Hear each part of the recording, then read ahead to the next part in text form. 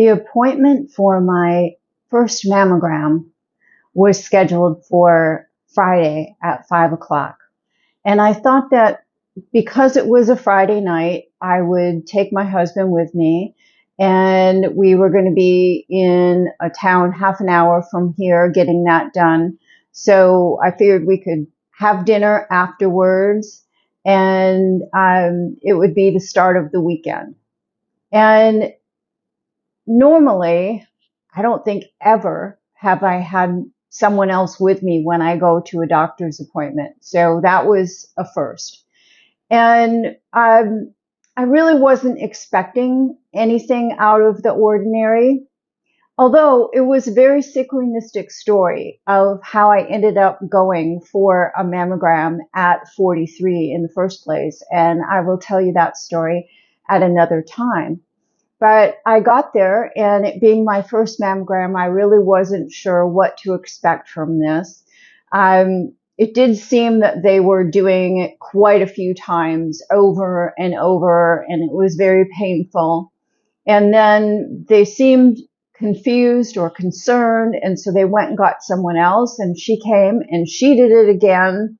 And then the next thing I know, I'm going downstairs to a little room that's right off of the reception area, where they have chairs lined up on two sides, the waiting room for people that are waiting for their appointments or waiting for the person they're with to come out. And my first thought was, wow, my husband's right on the other side of this little wall. And the ultrasound was something that I definitely was not expecting. So I'm in this room, and there's a little TV up in the corner by the ceiling, and they're projecting what they're seeing with the ultrasound up there. So I'm seeing it at the same time they are. And I can see that there's something there. It's obvious. There's no denying it. And so when one of them says, "Muy sospecho," and I'm thinking, okay, this is bad. And they don't know how much Spanish I speak, so they're trying to keep things really simple and not say a lot of words that are unnecessary. So I guess saying this is bad is really all they needed to tell me. And at that point, I'm looking at them, I'm looking up at the TV, and I'm thinking about my husband on the other side of that wall. And it's like my brain split in half. And part of me is paying attention to what's going on in this room. The other part of me is thinking about, okay, in a couple minutes, I'm going to get dressed and I'm going to walk out here like nothing is wrong. I'm going to pay for my visit, and we're going to go outside, and I'm going to have to figure out what am I going to say to my husband so that I can tell him this gently and he doesn't freak out. And so handling this in a calm way was my biggest priority. At the same time, just like now, my heart was pounding. And so I can imagine how much it was pounding then compared to what it's pounding now. And your head's just swimming at that point. It's like, okay, I see it. Logically, I know what this is. I know what's going on here. But at the same time, you're like, how is this happening? How is this possible? And you're starting to feel overwhelmed. You're starting to feel panic. You're starting to feel fear. And then it's like, calm down, calm down, calm down. Find your center. Let's get it together. And so all of these things are going on at once. Me talking to myself, me listening to them, me looking at the TV, me thinking about what I'm going to say to my husband. And it's all simultaneously stressing me out. And I want to handle this in the most positive way because that's who I am. I mean, at 17, I started studying psychology. And at my early 20s, started studying health and nutrition, which led into the mind-body connection. At the same time, in my early 20s, I was on a path of personal growth books and tapes, and also a spiritual path. So it all kind of converged all these years later in this room. And that's a big part of this. When you're sitting, I would assume in most situations, when you hear those words, you're sitting across a desk from your doctor. And I don't know if there's anybody that is like, well, I knew this was coming. Most likely it's going to be a case of maybe, from what I'd heard from other people, and maybe if you were having symptoms or something, you might have thought there was a chance, but then you were also thinking, that couldn't possibly happen to me. So the mix of emotions is there. But what decides which way you go, how far down the rabbit hole of fear and overwhelm and panic you go, and how long you stay there, and how stuck you get by it, is determined by your own personal belief systems and how you look at life, how you look at your health. So you have to take into your account your spiritual beliefs and how much control you feel you have over your life and your body, how much you focus on monitoring your thoughts and being positive. And if you are already from the school of understanding that your thoughts influence what happens in your body, and your emotions influence what happens in your body. And so the last thing you need in this situation is to be stressed out, to have negative emotions, sending more and more cortisol, the stress hormone, raging through your body that tells every cell, alert, alert, we've got a problem here. You want to keep things as calm as possible. So for me, I was trying to get as close to stress-free, even though that's not possible. I was trying to get as close as possible to that. And plus, I wanted to have my game face on when I left that room so that I could get out of there before I had to say anything to my husband. So we walked out that door, and I swear it was just like the Wizard of Oz. Inside my old life, everything was in color. I opened up that door that I had just walked in through maybe half an hour or an hour ago. I don't know how much time had passed, but not a lot. And yet it was completely different. It was like I wasn't in Kansas anymore. And everything was now in black and white, which I think is the opposite, actually, of the Wizard of Oz. Come to think of it. But anyway, get what I'm talking about, that everything was different because there is a proverbial line in the sand that is drawn of your life before and your life after. So when I opened up that door, I knew that my life had been changed forever by what I saw on that TV. Even though I hadn't officially gotten the diagnosis, that wouldn't come until the next morning when I took the films to the doctor. But everything was different. And so in my mind, as my husband's walking ahead of me and I'm thinking, okay, I've got to say something, I've got to say something, I've got to do it now, I want to do it now before we get in the car and go to dinner. And so I stopped him and said, listen, I have to tell you what happened in there. And so I gave him as brief of an explanation as possible. And I said, I don't think this means I'm going to die.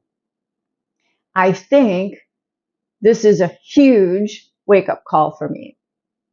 that proverbial 2x4 that whacks you on the side of the head when you wouldn't listen to any of the smaller things, like the little pebbles that are thrown to say, hey, excuse me, you might want to think about going down a different path. This is not your way anymore.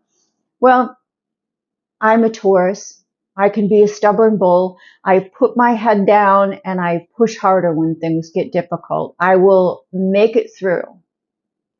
And so I may have missed a few dozen smaller things that would have given me an indication that something was going on in my life and it was time to make a shift. So that's the first thing. Something big's happening here. It's a transformational moment.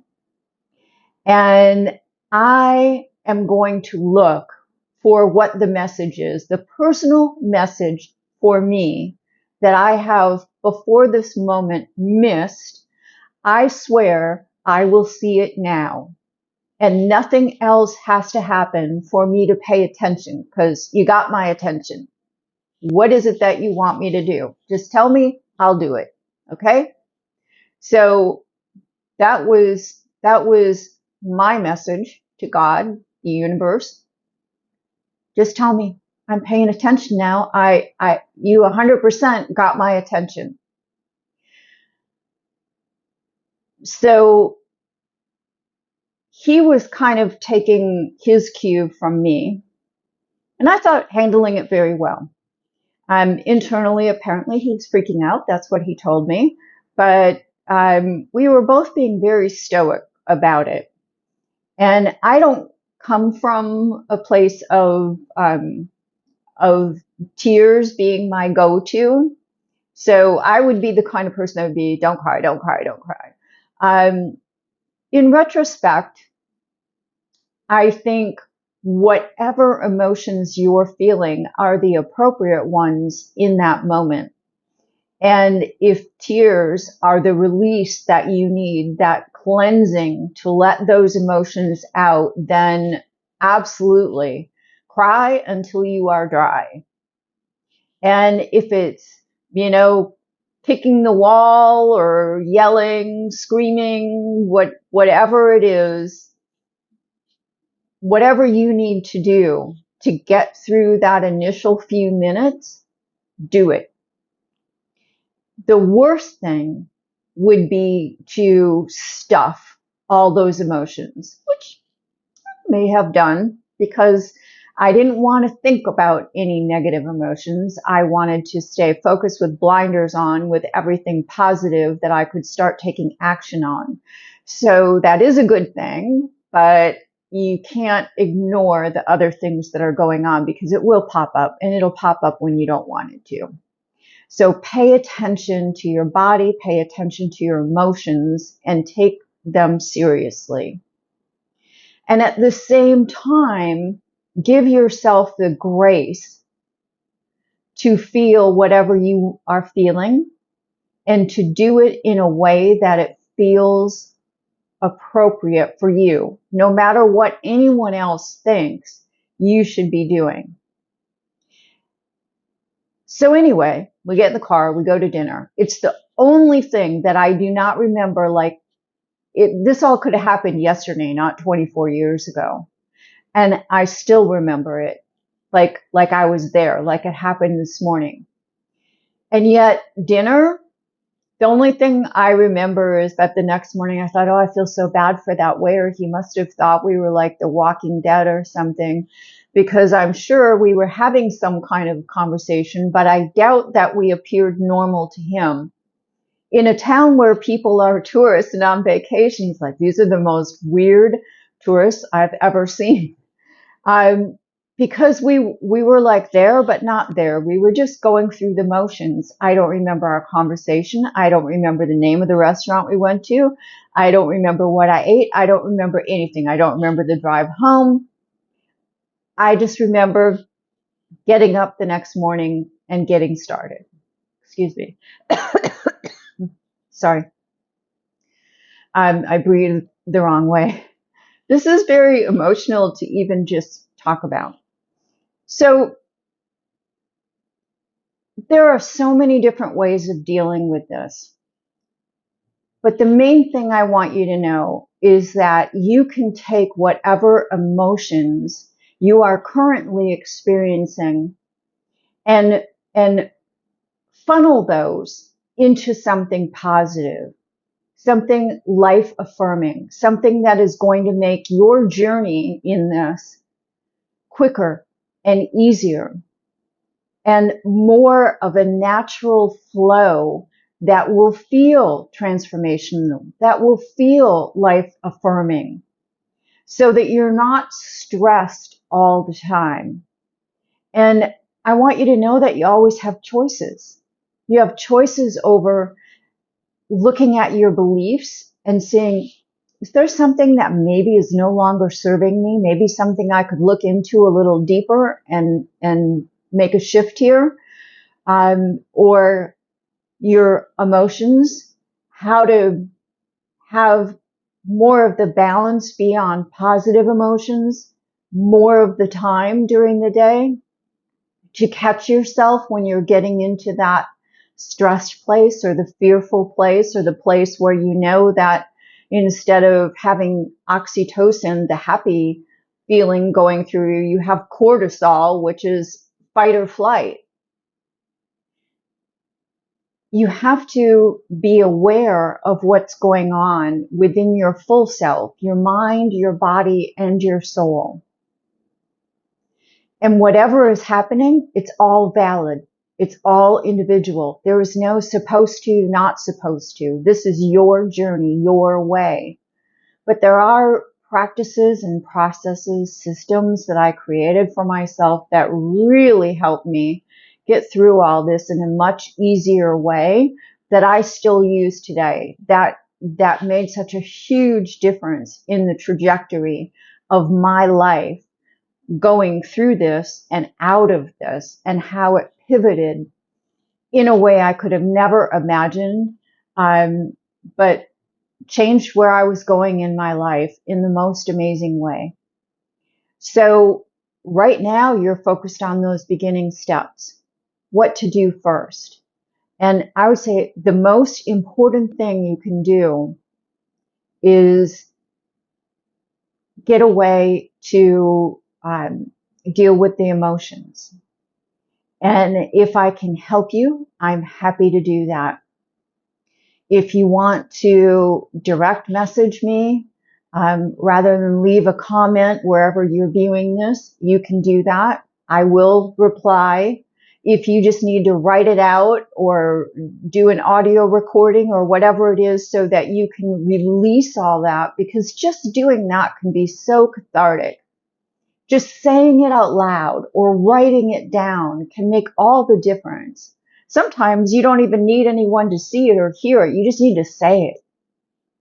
So whatever it is that you need, I'm here for you. And I'm going to continue sharing my journey and sharing tips and systems and processes with you that will help you have an easier time through your personal journey. Until next time, this is Lynn Pierce saying bye for now. Remember, be ageless.